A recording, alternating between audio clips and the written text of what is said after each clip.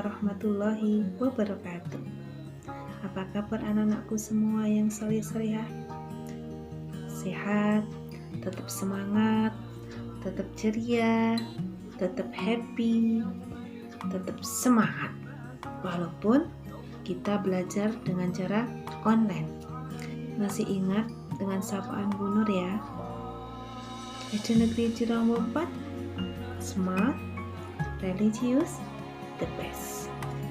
Kalian anak-anak cerdas, anak-anak smart, anak-anak luar biasa. Walaupun dengan belajar di rumah, stay at home, kalian tetap bisa melaksanakan tugas belajar dan penuh tanggung jawab. Benar yakin itu. Religius, anak-anak tentu tidak akan pernah meninggalkan kewajiban kita sebagai umat Islam, yaitu sholat 5 waktu.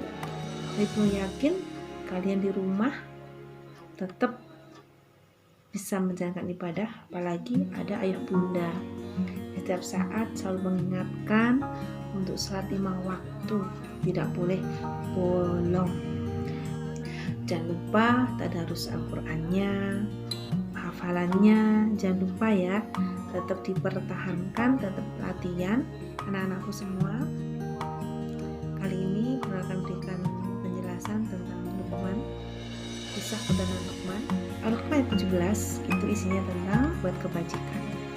Berbuat kebajikan banyak sekali contohnya ya, seperti patuh kepada orang tua, membantu orang yang membutuhkan, ketika anak-anak menemui ada batu di jalan, anak-anak memikirkan.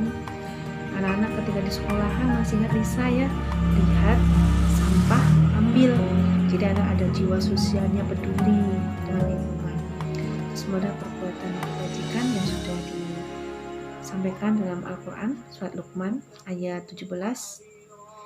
Berbuat kebaikan itu banyak sekali. Salah satu hal yang kecil dah sini. Tabassumuka fi wajhi ahika sodako. Senyummu pada temanmu adalah sodako. La tadhab walakal jannah. Jangan suka marah, bagimu surga. Sebetulnya siapa sih Luqman itu? Luqman adalah hamba Allah yang soleh. Ia tidak menerima sifat kenabian seperti nabi-nabi yang sudah, tetapi dia adalah seorang ayah pilihan Allah yang berasal di hasbi sudah. Pekerjaannya sebagai tukang kayu, tubuhnya pendek, tapi dia memiliki kekuatan dan hikmah dari Allah, sehingga nasihatnya untuk anak-anaknya telah diabadikan dalam Al-Quran, yaitu surat Luqman, surat yang ke-31. Luqman adalah seorang guru dari seorang nabi, itu Nabi Daud alaihissalam. Sebelum Nabi Daud itu diangkat menjadi nabi. Pekerjaan Luqman adalah tukang kayu, tukang jahit, juga mengembala domba. Hingga akhirnya Luqman diangkat menjadi seorang hakim. Luqman menikah dan dikaruniai banyak anak. Tetapi semua anaknya meninggal semua. Bagaimana sikap Luqman? Itu ia terima dengan ikhlas, dengan lapang dada, yakin, dan ia sadar bahwa semua itu adalah takdir Allah Subhanahu wa Ta'ala.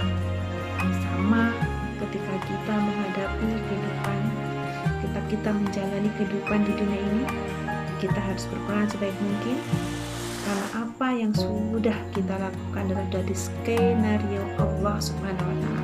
Dapat kita ambil dari Luqman. Luqman pandai bersyukur. Luqman tidak pernah kufur nikmat. Luqman pandai bersyukur atas apa yang telah diberikan oleh Allah. Nah, bisa lihat Luqman ayat 12. Walaqad ataina Luqmanal hikmata aniskurillah, dan sesungguhnya telah kami beri hikmah kepada Luqman, yaitu bersyukurlah kepada Allah Subhanahu wa Ta'ala. Mayyashkur fa innama yashkur li nafsih. Barang siapa yang bersyukur kepada Allah, maka sesungguhnya ia bersyukur untuk dirinya sendiri. Wa man kafara fa innallaha ghaniyyun hamid. Barang siapa yang tidak bersyukur, sesungguhnya Allah Maha Kaya lagi Maha Terpuji. Surat Luqman ayat 12 tadi menjelaskan bahwa Luqman adalah seorang hamba Allah Subhanahu wa taala yang selalu bersyukur kepada Allah atas nikmat yang diperolehnya.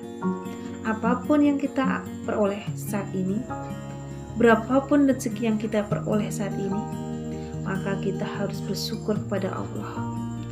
Wabah corona saat ini pun juga kita harus mensyukurinya.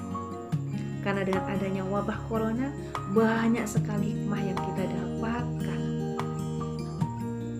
Kita hanya bisa menjalankan takdir Allah dengan penuh kesabaran. Tak boleh panik, tetap tenang, stay cool, tenang.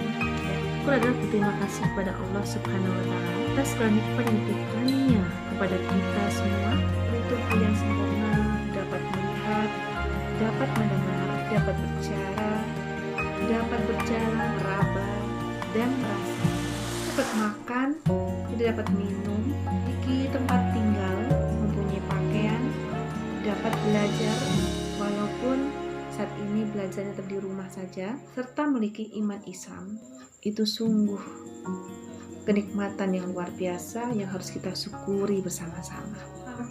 Allah menganugerahi Luqman mempunyai jiwa, perasaan yang halus, pikiran, dan pengetahuan yang luas. Tadi kan disampaikan nasihat Luqman diabadikan dalam Al-Quran. Lantas, apa saja sih nasihat Luqman untuk anaknya? Tuhanku hanya satu, tiada bersekutu, dia tidak berputra, tidak pula berbapa. Siapa bilang tiga dor, itu musyrik namanya. Orang seperti itu nerakalah tempatnya. Gak boleh menyamakan Allah dengan apapun. Sehebat-hebatnya manusia, ada yang lebih hebat lagi, yaitu Allah Subhanahu wa ta'ala. Anak-anakku kelas 5 yang ibu sayangi, tadi sudah ibu paparkan tentang kisah teladan Luqman. Setelah itu silakan diperkuat kembali dengan membaca buku paket agama Islam serta buku modul An-Najah yang disitu menjelaskan tentang kisah teladan Luqman. Setelah itu silakan anak membuat pohon literasi yang isinya tentang siapa Luqman itu, bagaimana sikap syukurnya Luqman kepada Allah Subhanahu wa taala, serta nasihat-nasihat Luqman kepada anaknya.